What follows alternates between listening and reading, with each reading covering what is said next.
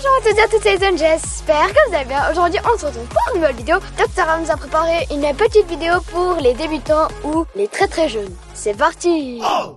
Alors voilà, effectivement, on avait eu pas mal de commentaires pendant la saison pour savoir si on pouvait faire des vidéos pour les tout petits ou savoir à quel âge on pouvait commencer le football, des exercices pour des débutants. Et ben, on a décidé de faire au moins une fois une vidéo pour vraiment les tout jeunes ou les débutants qui commencent dans le football et puis aiguiller un petit peu les parents qui savent pas trop comment pouvoir aider des fois leurs enfants à pas faire faux, à essayer d'apprendre les bons gestes. Les enfants, c'est vrai, ils savent dribbler, il y en a des qui savent déjà jongler un petit peu, il y a des enfants qui savent faire des feintes. Tout ça, c'est important pour la suite de la carrière. Mais il y a quand même des choses des fois beaucoup plus simples, beaucoup plus basiques et c'est ce que je vais essayer de t'expliquer. On va faire quelques exercices que les parents peuvent faire avec leurs enfants, ça peut être aussi le grand frère, la grande sœur, les amis, mais qui ont déjà un rapport avec le football. Alors pour ceux qui veulent déjà stopper la vidéo parce qu'ils disent moi je sais déjà jouer, j'ai pas besoin de regarder ça, vous pouvez zapper, c'est votre problème. Mais par contre pour ceux qui se disent j'aimerais quand même voir si j'ai eu les bonnes bases quand j'étais petit et puis si je le fais aujourd'hui maintenant que je suis un peu plus grand, pour ces personnes-là, je propose de continuer de voir la vidéo et puis d'être fixé à la fin de cette vidéo. Et ils ont football. Et il y a déjà une première chose qui est importante au football puis qu'on a tendance à oublier, c'est pas que toujours de vouloir dribbler, de vouloir montrer des gestes techniques, des feintes, des choses comme ça qui sont importantes. Ça, t'as toute ta carrière pour pouvoir travailler ça puis le mettre en pratique. Non, il y a des choses toutes bêtes comme déjà savoir où passer la balle. C'est bien beau de jouer dans le jardin ou dans la cour de récré avec le ballon et de shooter n'importe où, de tirer n'importe comment, de passer la balle au moment où on sait plus quoi faire avec le ballon et puis que le copain il sait pas quoi faire avec ce ballon parce qu'il est trop mal donné. Donc faire une bonne passe, c'est déjà la base du football parce que le football c'est un sport d'équipe. Et pour faire une bonne passe, faut savoir où la passer, à qui la passer, donc à son coéquipier en général, et puis de la donner avec une certaine qualité. Et on a tendance à oublier que ce geste technique de la passe, c'est tellement anodin, c'est tellement facile, qu'on en oublie que les recruteurs, ils regardent ça quand ils vont regarder les talents pour voir s'il y a des gens qui jouent bien au football. Et souvent, on reproche à la personne qui reçoit le ballon, qui rate son contrôle, mais très souvent, les recruteurs voient que c'est pas la personne qui a raté son contrôle, le problème, c'est la personne qui a fait la passe. La qualité de la passe du joueur était pas assez bonne pour que son coéquipier la reçoive. Et ça, c'est important, ça peut se travailler depuis le plus jeune âge et c'est des choses qu'on va essayer de travailler aujourd'hui d'une façon toute bête. Et là je rassure les parents, il n'y a pas besoin d'être un professionnel du football pour pouvoir travailler ça. On peut le travailler avec des exercices déjà à la main. Ça c'est des choses qui peuvent être acquises déjà à 7-8 ans et puis qu'après on n'a plus besoin de voir. Et c'est des choses qu'on peut travailler tout seul, en famille ou avec son papa, sa maman. Il n'y a pas besoin d'avoir un éducateur derrière pour nous apprendre à faire ça. Si on commence à travailler ce genre de choses seulement à 10-12 ans, c'est dommage parce que ça sera pas autant acquis, ça sera pas autant fluide et ça va demander un effort supplémentaire à l'enfant. Donc ce que je vous montre là, c'est gratuit, c'est facile et ça va vous aider. Bon, on va commencer à travailler avec les mains, Ellie. Donc vu que les parents sont très utiles dans cet exercice, pourquoi? Parce qu'ils savent tous lancer un ballon avec les deux mains. On commencera à se faire des passes, un en face de l'autre. Les parents lanceront la balle avec les deux mains. L'enfant récupère le ballon et le relance à ses parents ou à la personne qui est en face de lui. Ça va juste permettre à l'enfant de savoir où passer le ballon. Ça a l'air tout bête, mais il le lancera pas trop sur sa gauche, pas trop sur sa droite, mais devant lui.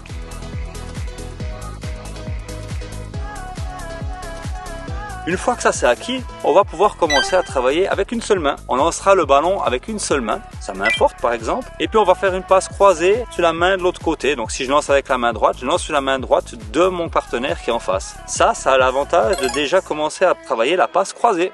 Et aussi, c'est un avantage énorme, Ellie, c'est de pouvoir apprendre à amortir un ballon.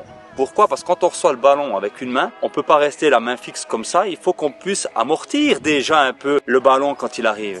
Et donc on va devoir observer le ballon quand il arrive, la trajectoire du ballon, et amortir ce ballon pour le récupérer avec une main avant de le relancer. On commence déjà à parler de l'amorti. Et ça c'est tout bête. Et puis on terminera avec un petit exercice de nouveau avec les deux mains, mais cette fois on va lancer le ballon plus haut. Qui dit plus haut va dire qu'il va falloir estimer la trajectoire pour celui qui va recevoir le ballon. Donc c'est lui qui travaille. Donc c'est l'enfant qui travaille quand justement il va recevoir le ballon plus haut. Donc les parents vont lancer la balle assez haut et l'enfant va devoir lire la trajectoire, préparer ses mains pour récupérer le ballon latéralement. On ne le récupère pas comme un ballon, comme un gardien, mais vraiment de façon latérale. Et là ça va apprendre à l'enfant à estimer la trajectoire, à se positionner pour recevoir le ballon et le stopper au bon moment. Et cet exercice-là t'aider à pouvoir apprendre à contrôler le ballon quand il vient en l'air. C'est tout bête, ça avec les mains. Et vous allez me dire, mais pourquoi Dr Raph il les fait travailler avec les mains? La raison elle est simple. Pour comprendre ce qu'on doit faire au football, il faut déjà pouvoir le faire avec les mains, de comprendre ce qu'on fait avec les mains pour pouvoir le faire après avec les pieds. Et donc après, on va pouvoir passer un exercice, toujours avec les parents, parce que ça on est tout à fait capable, de passe de l'intérieur du pied, où on est toujours un en face de l'autre. Et le principe est exactement le même, une passe croisée de l'intérieur du pied sur le pied droit de mon coéquipier. Et puis on se fait des passes comme ça, de façon croisée. Et donc pour cette passe, on est précis, on dose le ballon, et puis on enchaîne les passes, parce que plus on en fait, plus on sera à l'aise avec ça. Et donc toujours dans le même ordre d'idée par rapport à ce qu'on a fait avant avec les mains, on va commencer à faire l'exercice en l'air où les parents ou la personne qui est en face du joueur va lancer la balle assez haute et le joueur va essayer de contrôler ce ballon avec les pieds cette fois, mais cette fois ce ballon il vient un peu plus haut et donc même chose qu'avant, il va falloir qu'il estime la trajectoire et puis là le but, on va pas lui demander de contrôler parfaitement le ballon qui lui colle dans les pieds, le but c'est déjà de le toucher avec le pied. S'il arrive déjà à toucher le ballon quand il arrive en l'air avec les pieds, c'est déjà une première chose de gagner.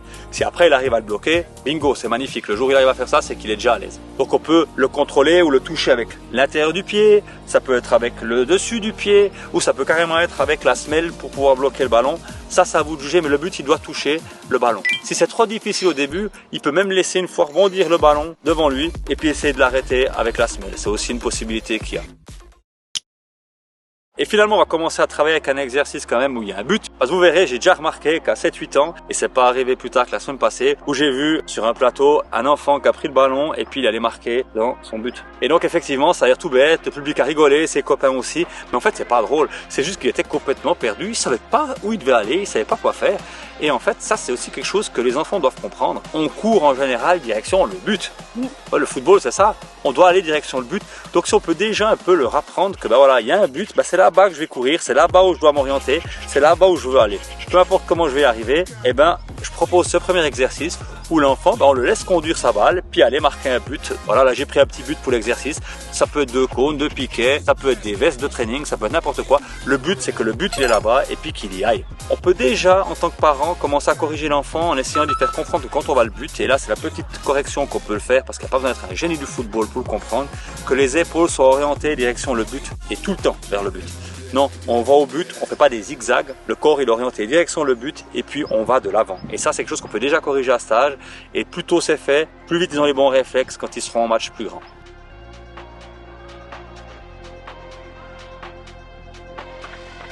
Et on terminera avec un dernier exercice, de nouveau avec ce petit but. Et là, on va mettre 2 petits cônes qui feront office de défenseurs. Et là, le but de l'exercice pour l'enfant, c'est d'aller en conduite de balle direction le but, mais de passer ce défenseur pour aller marquer. Là, ce qu'on essaie de faire comprendre à l'enfant, c'est qu'il n'a pas besoin d'aller jusqu'à la hauteur de l'adversaire pour commencer à faire une feinte et dribbler, parce que là, on perd du temps. Non, là, on va demander à l'enfant de pouvoir juste éviter l'adversaire pour aller au but, sans devoir faire des feintes ou n'importe quoi. Même si c'est long, même si c'est large, le but, c'est d'éviter l'adversaire pour retourner direction le goal, ensuite pour le contourner pour après aller direction le but pour aller marquer. Plus vite ils comprennent ça, plus vite ils simplifieront leur jeu et moins ils se retrouveront dans cette situation où ils arrivent juste devant l'adversaire, puis là ils sont bloqués, il faut faire un geste technique pour pouvoir passer l'adversaire pour aller marquer. Ça ralentit le jeu.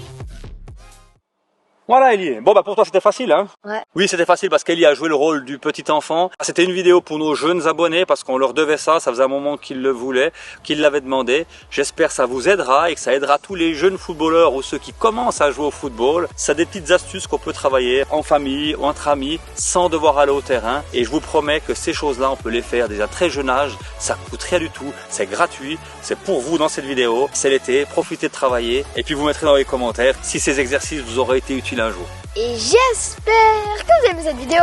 Like et abonne-toi à ma chaîne, à mon Instagram qui est écrit juste ici. Et sur ce, ciao.